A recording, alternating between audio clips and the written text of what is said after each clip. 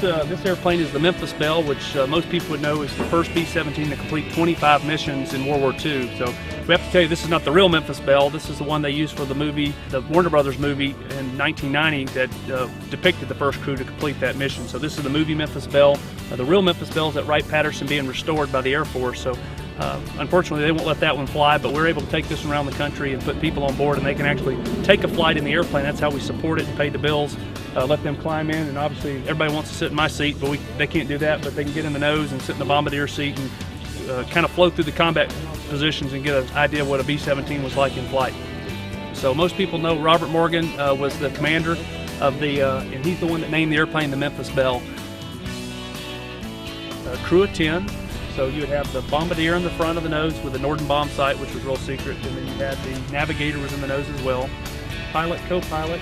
On the top you see the top turret gunner, which also served as an engineer. You had a radio operator, and he could also use a gun when they were under attack on the top. And you had two waist gunners, and then the ball turret. The shortest guy on the crew was in the ball turret down on the bottom, and then the place I wouldn't want to be is the tail gun. So that was the most shot up position, but then the very back tail had the tail gunner. Just from a hostile work environment, you think about the crews that sat in this airplane, it was 40 below zero, non-pressurized. They had heated suits, obviously on oxygen just to stay conscious.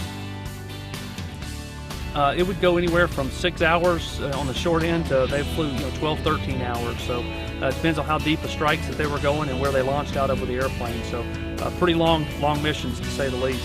2 out of 3 airplanes would get shot down on any given raid. So not a very good chance of making it. And obviously they would send hundreds of airplanes, and literally thousands of crew members would go down early in the war because the fighters didn't have enough gas to go all the way to target.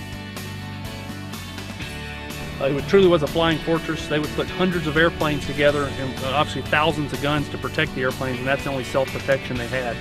The airplane carried about 6,000 pounds of bombs, and that was always dependent on how much fuel they needed to go to the mission. 13 guns was 50 caliber guns around the airplane on the G model, and this airplane actually had 11. And the payload, typical payload would be 12 500-pound bombs or 6,000 pounds.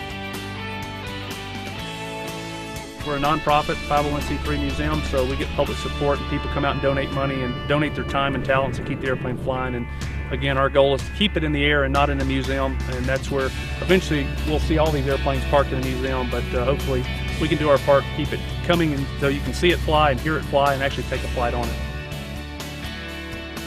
The best way to get information is to go to the Liberty Foundation website, which is libertyfoundation.org.